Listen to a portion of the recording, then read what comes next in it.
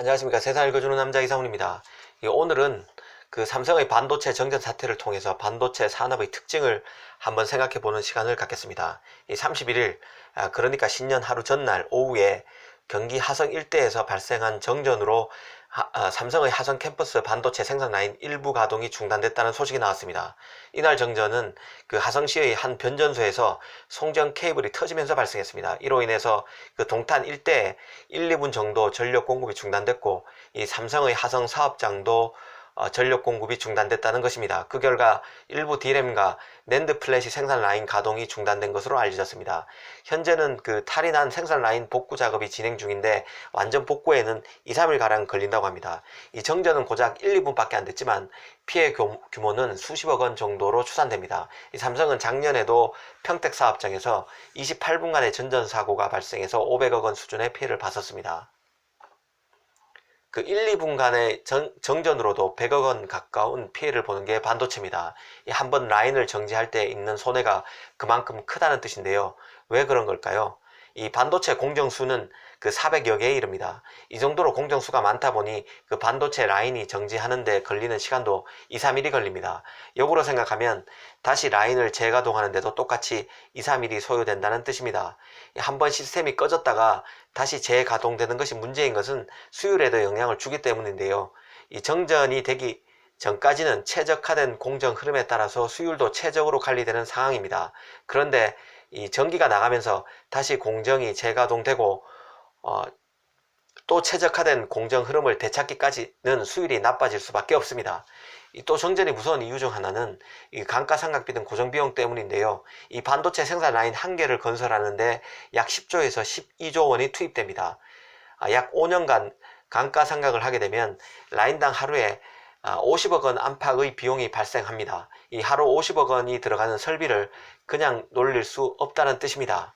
이 정전이 되면 라인이 쉬게 되고 결국에는 그만큼 설비를 놀리는 셈이라 크게 비용 부담이 생길 수 있다는 뜻입니다.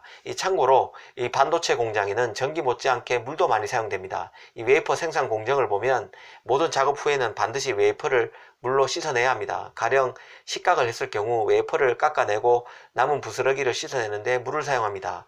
물의 양도 문제인데요. 많은 양의 물이 필요하기 때문에 이 상수도로 공급받거나 자체 수원을 개발해서 조달해야 합니다. 이 반도체 공장의 전력과 용수가 그만큼 중요하다는 뜻입니다. 분명 정전 사고는 반도체 업체에는 악재입니다. 하지만 그 업황과 견줘서 더 따질 필요도 있을 것 같은데요. 지난해 6월에도 키옥시아, 지금 예전에는 도시바로 불렀죠. 이 도시바 메모리 정전 사고로 낸드 플래시 생산량과 재고가 줄어들어 상대적으로 낸드 가격이 D램보다 빨리 살아난 기억이 있습니다. 이번 정전 사고의 경우에도 다행스럽게 크지 않았고, 그래서 정전으로 인한 그 생산 차질도 악재가 아닌 액땜 정도 수준으로 볼 수 있지 않을까 싶습니다. 더구나 그 삼성의 경우에는 상대적으로 메모리 재고가 많았던 만큼 삼성의 재고 증가를 억제하는 요인으로 작용할 여지도 있을 것 같습니다. 그래서 크게 문제될 수준은 아닌 것으로 볼 수 있을 것 같습니다. 이 재고 얘기가 나온 김에 이 반도체 산업에서 흔히 얘기하는 그 메모리 사이클도 한번 알아보겠습니다. 메모리는 시황에 따라서 가격의 등락이 나타나게 됩니다. 이 가격의 등락 현상은 주로 수요보다는 공급에 의해서 영향을 더 많이 받는데요. 가령 호황일 경우에는 이익이 많이 발생하면 제조사들이 설비 투자를 확대해서 공급을 늘리고, 이는 곧 공급 과잉과 가격 하락으로 연결돼서 반도체 시장을 불황으로 빠져들게 만듭니다. 과거 1970년 이후에 그 메모리 사이클은 4년에서 5년 간격으로 호황과 불황이 이어졌는데요. 이 4년의 올림픽 주기와 똑같기 때문에 올림픽 사이클이라고도 불렸습니다. 특히 D램의 경우에는 그 시스템 반도체나 CPU 시장에 비해서 변동폭이 크기 때문에 전체 반도체 시장 경기를 좌우하는 지표로 활용되어 왔습니다. 이 2000년 이후 메모리 반도체의 슈퍼 사이클은 크게 4번 정도 왔습니다. 2000년대 초중반에 노트북 수요 증가 때 한 번 왔었고, 또 2000년대 후반 스마트폰이 확산될 때도 왔습니다. 그리고 2014년 일본 LP다이 파산 직후에도 업황이 괜찮았고요. 마지막으로 2016년 말부터 시작된 메모리 슈퍼 사이클 호황도 있었습니다. 이 반도체 수요가 PC, 가전, 스마트폰에서 이제는 그 사물 인터넷, 자동차, 클라우드 등 산업 전반으로 확산되고 있습니다. 그래서 메모리 사이클의 진동폭이 축소되고 있고, 이제는 거의 선형적인 선장세라고 보는 게 맞을 것 같습니다. 그 마지막으로 하웨이 얘기 좀 하겠습니다. 하웨이가 연말 편지를 통해서 2020년 올해가 힘든 한 해가 될 것이라고 밝혔습니다. 그리고 감원도 경고했다는 소식이 나왔습니다. 시즈진이라는 하웨이 순환 회장의 사내 신년 인사 메시지를 통해서였는데요. 이 하웨이는 일단 집단 경영 체제입니다. 가장 밑단에서 하웨이 지분을 보유한 직원 대부분인 그 8만 6천여 명의 평사원이 대표위원회를 선출하고 이 뽑힌 사람들이 다시 투표를 통해서 115명의 대표위원회 위원을 뽑습니다.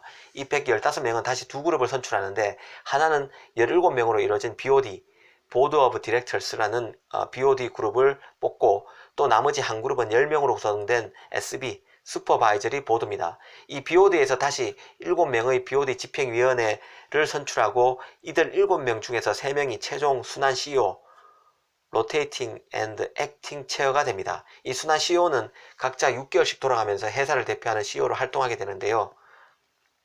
이 순환 CEO가 사실상 선장 겸 간판 역할을 한다고 보면 됩니다. 이 시즈진은 이 순환 CEO 중 한 명인데 이 시즈진이 올해 하와이 목표가 생존이라고 밝혔습니다. 그만큼 미국 견제로 어렵다는 뜻일 것입니다. 사실 실적만 놓고 보면 하웨이는 잘 하고 있는 편입니다. 지난해 2019년 매출은 8,500억 위안으로 예상되는데 전년 대비 18% 증가한 것입니다.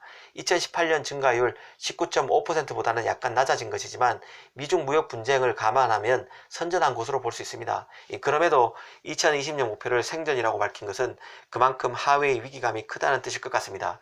이 시즈진은 실제로 미국이 핵심 부품 조달을 방해하고 있고 또 장기적으로 미국 정부는 하웨이 선진 기술의 발전을 억제할 것이라고도 했습니다. 그러면서 올해 실적이 안 좋은 하위 10% 관리자들을 내보낼 것이라는 점도 또 한번 강조했습니다.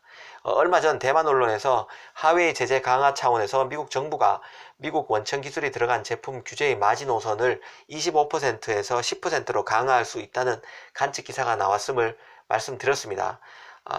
15일 그러니까 한 2주일 뒤에는 미중 간 1단계 무역 합의의 서명이 있을 것이라고 트럼프가 말했다는 보도도 오늘 나왔는데요.